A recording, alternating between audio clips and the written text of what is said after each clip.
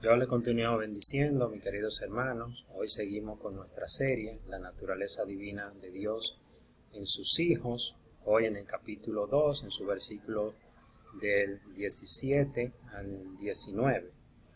Recordando que Pedro le escribe a la iglesia en la primera carta sobre el problema que acechaba a la iglesia, que era la persecución. En esta segunda carta le escribe el problema interno que se venía desarrollando, que eran los falsos maestros. Leemos nuestro texto, vuelvo y le digo, en 2 de Pedro, capítulo 2, en su verso 17 al 19.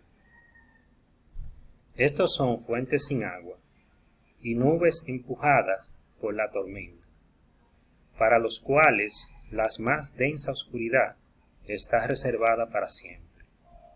Pues hablando palabras infladas y vanas, seducen con concupiscencia de la carne y disoluciones a los que verdaderamente habían huido de los que viven en error.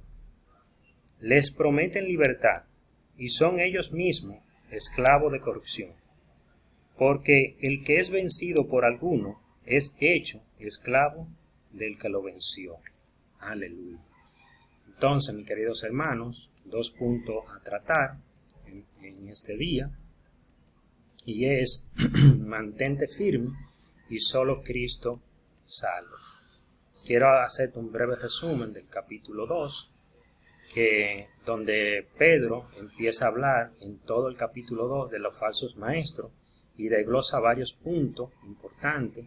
Desde el versículo 1 al verso 3, Pedro le da a conocer cómo hubo falsos profetas al pueblo, y así habrá falsos maestros entre ellos y ahora mismo en la actualidad en nosotros. Y les dice cómo se introducirán y qué tipo de herramientas utilizarán. Desde el verso 3, pero de la parte B, hasta el versículo 9, el apóstol declara la condenación que le espera a estos falsos maestros, haciendo una comparación con lo que le sucedió a los ángeles que pecaron, que Dios los arrojó al infierno.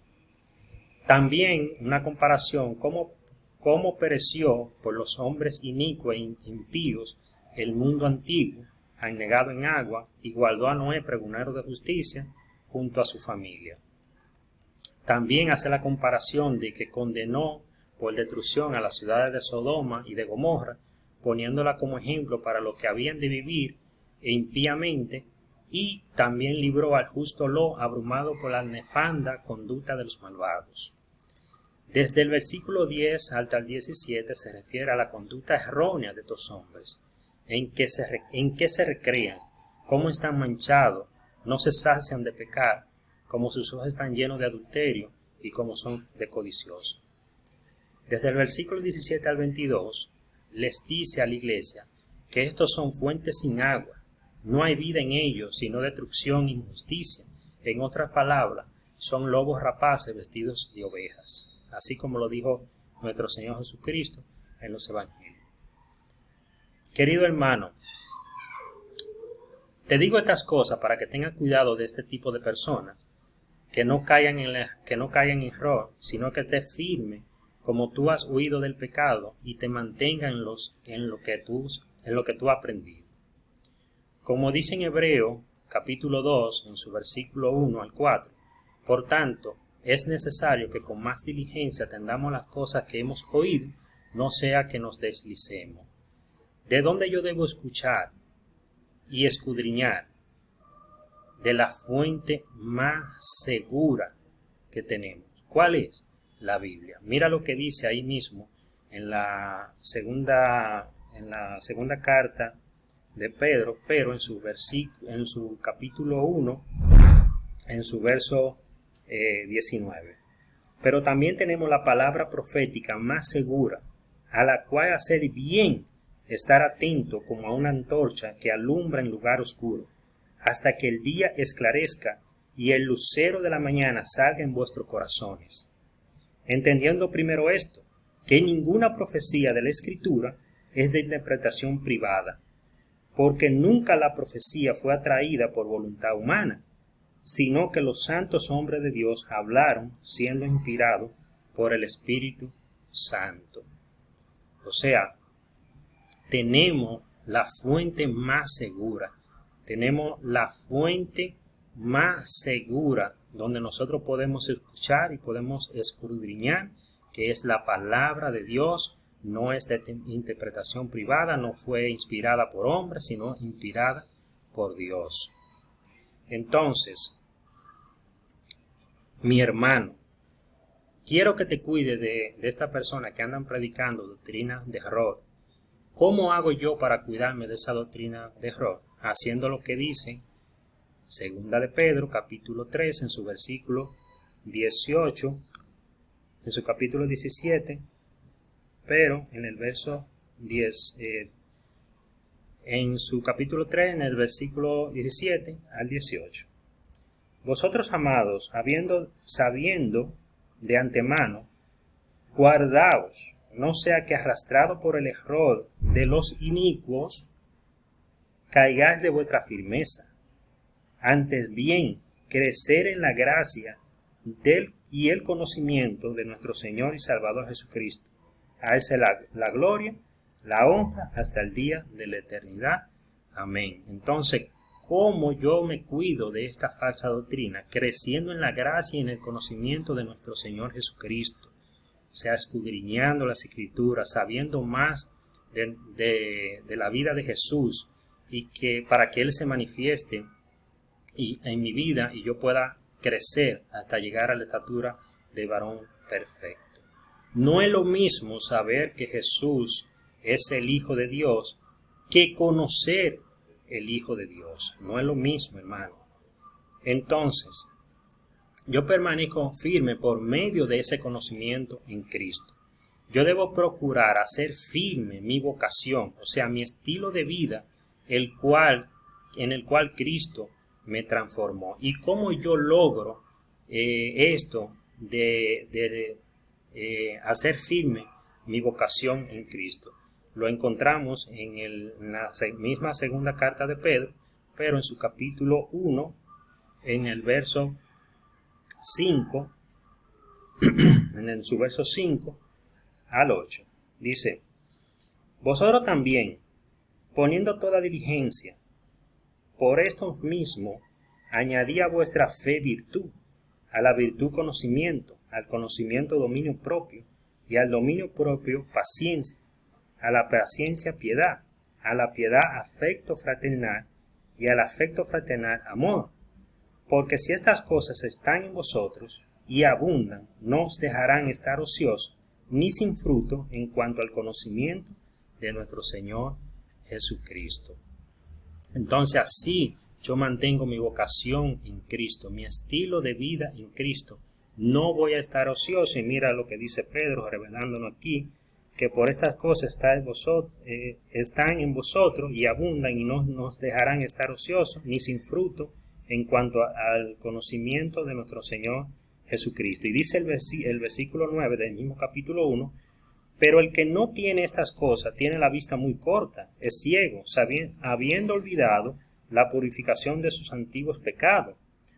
Dice el 9, por lo cual, hermano, tanto más procurar hacer firme vuestra vocación y elección, porque haciendo estas cosas no caerá jamás. O sea, yo haciendo esta cosa, manteniendo firme mi vocación, no voy a caer jamás. Aleluya.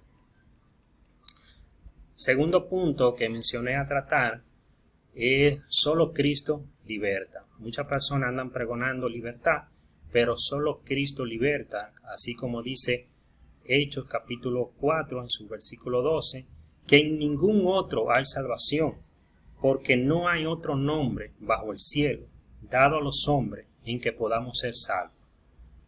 Jesús, amigo mío, es la fuente de vida. Jesús es el que salva. Jesús es el que liberta. Jesús es el camino. En Juan 3:16, capítulo 3, en su versículo 16, dice: porque de tal manera amó Dios al mundo, que ha dado a su Hijo unigénito, para que todo aquel que en Él crea no se pierda, mas tenga vida eterna. No te pierdas, ven a los pies de Cristo. Hoy es el día hoy es la noche, hoy es la mañana que Cristo ha hecho para salvarte. Y digo que hoy es el día, hoy es la noche, hoy es la mañana, porque en diferentes partes del mundo o es de día, o es de noche, o es de mañana. Así que ven y corre a los pies de Cristo, que solamente en Él hay salvación y hay libertad de pecado. Las Escrituras dicen: yo soy el camino, la verdad y la vida. Nadie viene al Padre si no es por mí. Esto lo dicen en Juan capítulo 14 en su versículo 6. Escucha quién es, amigo mío, quién es que te dice donde hay libertad. Jesús. Ahí es que está la libertad. Lo podemos ver en Lucas capítulo 4, en sus versos 18 al 19. Lucas capítulo 4, en su verso 18 al 19, leemos. Dice: el Espíritu del Señor está sobre mí, por cuanto me ha ungido para dar buenas nuevas a los pobres.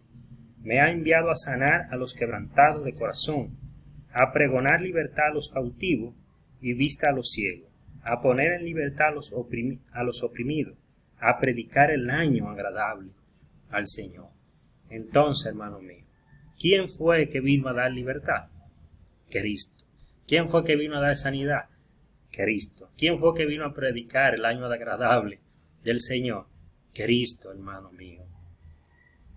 Hermano, mira, no te lleve de cuento, no te lleve de fábula, no te lleve de doctrinas que están plagadas de error. Entonces tú dirás: Marcos, ¿y cómo yo conozco a ese Cristo que salva? Fácil.